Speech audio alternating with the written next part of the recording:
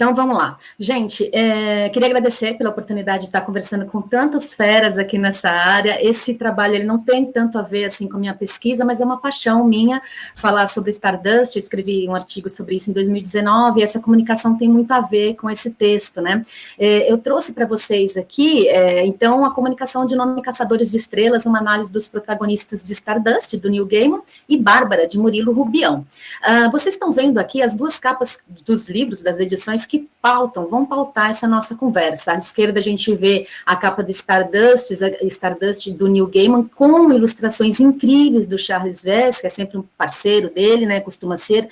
Essa edição é da editora Conrad, aqui no Brasil, de 2001, mas saiu originalmente esse texto do Neil Gaiman pelo selo Vértigo da DC Comics. E aí, a gente tem à direita a capa do Murilo Rubião, obra completa, que saiu pela Companhia das Letras, mais especificamente no selo Companhia de Bolso, tá? Então, são essas as edições que a gente está usando.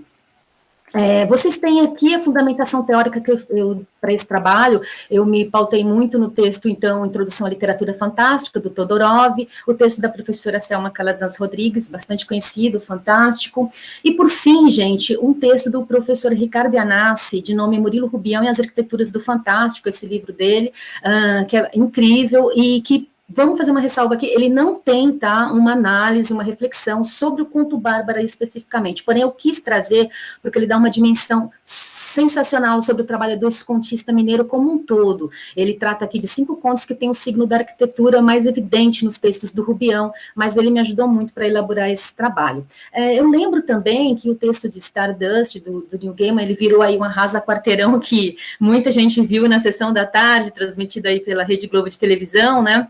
Com a Michelle Pfeiffer, com a Claire Denis e com o Robert De Niro, e ao lado aqui na imagem a gente vê uma edição da editora Positivo trazendo o conto Bárbara na íntegra do Murilo Rubião, com ilustrações muito oníricas e surrealistas maravilhosas da Marilda Castanha, e são essas ilustrações desse texto que a gente vai utilizar aqui na apresentação para ficar tão bonito quanto as ilustrações aqui do Charles Vess do Stardust, porque no conto original do Murilo Rubião, que, aliás, está no livro Pirotécnico Zacarias, de 1974, a gente não tem aí ilustrações. Então, eu usei, né, uma licença poética aqui, a Marilda, tomara que não fique brava, eu usei aqui para apresentação. A gente tem aqui essa ilustração linda do Charles Vess, que eu gosto muito. O resumo da nossa comunicação trata, então, das semelhanças e diferenças presentes nos personagens Tristram Thor. É um trava-línguas incrível esse nome dele, né? Tanto é que no filme eles abriram mão do R final, ficou Tristan. Esse Tristram vem do galês, muito antigamente, significando ruído ou barulho, porém ele depois foi assimilado mais veio para o latim com tristis, que daí sim é o que a gente entende por tristeza, né? E Thor, que é o sobrenome dele, é espinho. Então, por esse nome, tristeza e espinho, a gente já vê um pouquinho da carga dramática desse personagem do Stardust. Já o protagonista do Murilo Rubião, que é o marido da Bárbara, ele não tem nome, ok? A gente vai saber um pouquinho mais por que disso mais para frente. Então, esses textos são pautados por 2 constelações distintas, mas muito vizinhas, muito ali fronteiriças, que é o maravilhoso, no texto do Stardust, e o fantástico, no texto do Murilo Rubião. Esses personagens, esses protagonistas desses 2 textos, né, o conto e o romance aqui do Neil Gaiman, eles vão fazer das tripas coração para conquistar estrelas, as estrelas que suas amadas lhes pedem. Então eles são protagonistas que vivenciaram jornadas de heróis singulares, enfrentando 1000 peripécias nas sagas desafiantes para provar o seu amor. Então, já pensou, você pedir uma estrela para sua amada, não é todo mundo que consegue conquistar isso. O maravilhoso, para o Todorov, ele é esse tipo de texto, onde o sobrenatural é aceito, hein? A gente não questiona nem os personagens do livro, nem os leitores. Aqui, ó, relaciona-se geralmente o gênero maravilhoso ao do conto de fadas. De fato, o conto de fadas não é senão uma das variedades do maravilhoso. Os acontecimentos sobrenaturais aí não provocam qualquer surpresa, nem o sono de 100 anos da princesa, nem o lobo que fala, nem os dons mágicos das fadas. E é isso que a gente vai ver em Stardust, né? Árvores falantes, navios que trafegam pelo ar, seres de todas as espécies, dragões, unicórnios. A gente gente vai ter feiticeira, a gente vai ter poções encantadas, então ele está dentro dessa constelação do maravilhoso. Depois o Todorov também explica um pouquinho o fantástico na vertente do que a gente vai utilizar para analisar o Murilo Rubião, porque ele diz assim, a ambiguidade se mantém até o fim da aventura, realidade ou sonho, verdade ou ilusão. O fantástico ocorre nessa incerteza, é o que eu falei, na fronteira, né, numa zona limítrofe. O fantástico é a hesitação experimentada por um ser que só conhece as leis naturais, face a um acontecimento aparentemente sobrenatural. Ou seja, a gente está falando de uma realidade muito próxima à nossa, né, de um lugar, de um espaço, de uma trama que não tem fada, que não tem feiticeira, que não tem sílfide, que não tem vampiro. É muito similar ao que a gente vê, só que do nada aparece alguma coisa que não dá para explicar, né, que a gente não encontra uma lógica dentro do texto, a gente não sabe se o personagem está paranoico, se ele está imaginando aquilo, é essa hesitação, o fantástico, né, de forma bem simples aqui a explicação, né, porque eles são todos fronteiriços e às vezes um parágrafo está num pé no fantástico, outro a gente já enxerga um pouquinho do maravilhoso, do insólito, do estranho. A jornada das descobertas do Tristram Tor é incrível.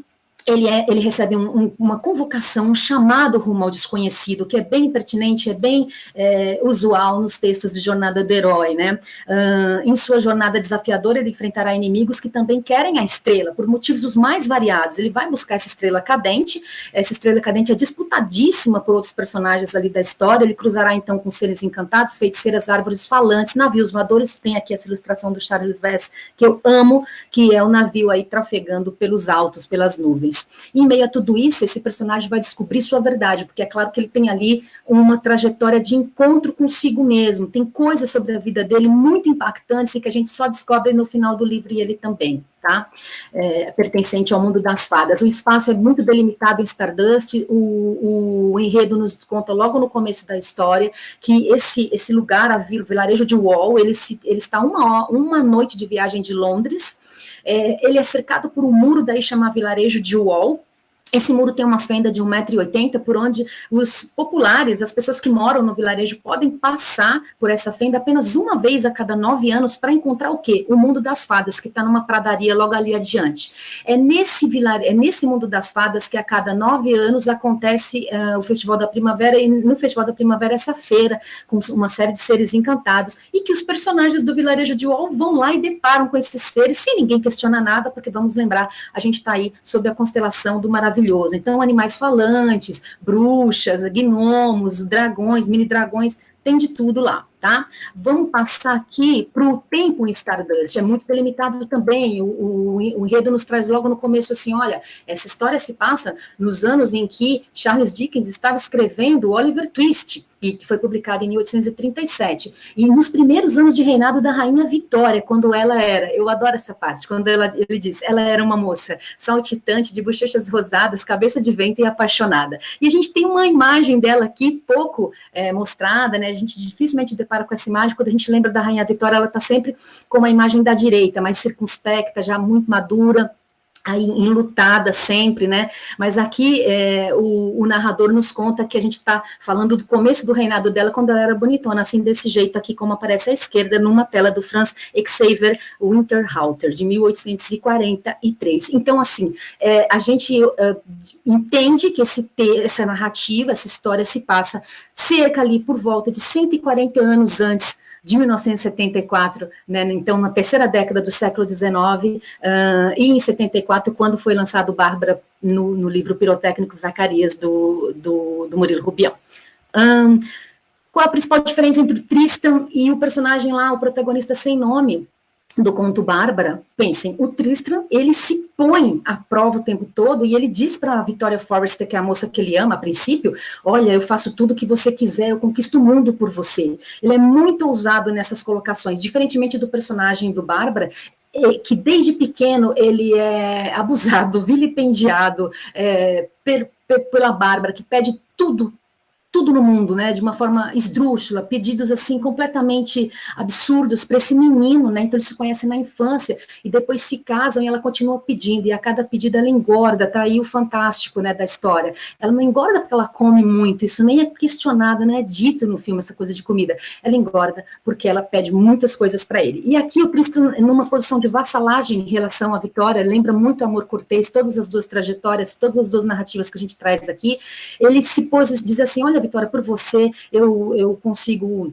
ir à Índia e trazer presas de elefante, pérolas do tamanho do seu polegar, rubis do tamanho de ovos de codorna, eu iria até a África, encontraria diamantes e também a nascente do rio Nilo, e daria a ela seu nome, entre outras coisas, né? Então, a gente tem aqui esse diálogo entre eles, e quando termina mais ou menos, a conversa está indo para o final, eles veem uma estrela cadente, e ele diz assim, de forma grandiloquente, eu buscaria essa estrela para você, se você me desse sua mão e eu pudesse me casar com você e te beijar. Ela fala, então vai buscar. Se você fizer isso, então tudo bem, no sentido de que ela vai casar com ele e dar-lhe os beijos que ele quer, se ele for buscar a estrela. E ele vai atrás dessa estrela, passa por 1000 peripécias, lá pelo meio do livro ele descobre que essa estrela não é um meteorito, uma rochinha chamuscada, porque a gente está no território das fadas, do maravilhoso, e ali ele encontra uma moça, que é a Ivene, que é a estrela cadente, e ela é linda, ela é loira, tem os cabelos compridos e cintila quando está feliz. Então, vocês vejam aí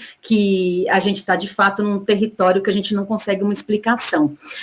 O fantástico do Bárbara, ele flerta com o maravilhoso também, diz a professora Selma Calazans. Ela diz assim, olha, os textos do Murilo Rubião, eles são condensados, podiam estar no espectro do maravilhoso, porque eles são tão poéticos e às vezes tão inverossímeis, mas, diferentemente dos textos verdadeiramente maravilhosos, toda a magia dos contos do Murilo Rubião, elas vão incidir contra os personagens, né? Eles ficam cada vez mais infelizes com essa magia, mais solitários, mais sozinhos, mais desesperados. E nos contos de fato maravilhosos, a magia vem auxiliar, ajudar, provocar, contribuir para aquele final feliz que a gente sempre espera. Então ela diz que é mais uma paródia do Maravilhoso de Fadas, esses textos do Murilo Rubião. A Bárbara Descomunal, aqui em ilustração da Marilda Castanha, ela vai assistir um jogo de futebol com o marido e ela pede o projetor e ela pede a bola e ele tem que ir lá buscar. A gente vê um paralelo com Dorian Gray também, né? Aquele quadro lá que envelhece no lugar do personagem, fica feio conforme ele vai fazendo coisas erradas em sua vida. Aqui ela vai engordando, a gordura se acumula na mesma medida descomunal que os seus caprichos e ambições. Vejam que os pedidos de Bárbara são sempre surreais, né? Além de pedir a estrela no final do texto, durante o conto, ela pede coisas simples como o oceano, um baobá, que é uma árvore de 10 metros que o seu vizinho possui no seu quintal, e um navio. O oceano ele não consegue trazer, faz tudo para trazer, mas não dá. Então ele pega uma garrafa, coloca água do mar e entrega para a Bárbara. Por milagre, ela acha aquilo incrível e fica ali cheirando aquela água do mar e tal.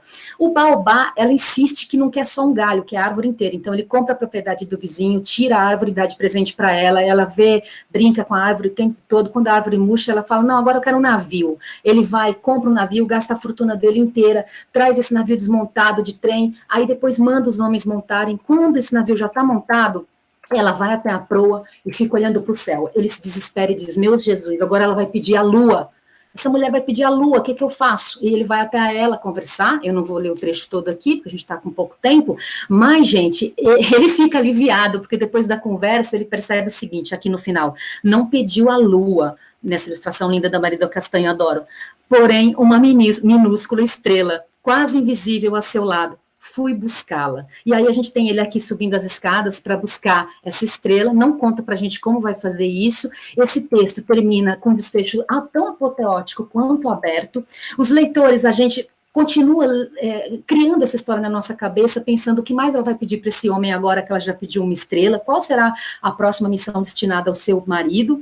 As respostas ficam fora do nosso alcance, mas a gente sabe de uma coisa, esse narrador tão insignificante frente à sua dama, que é desprovido até mesmo de um nome, ele bem poderia tentar atender por algo que fizesse menção às tantas tristezas e espinhos de seu coração. Em outras palavras, ele bem poderia se chamar Tristram Thor.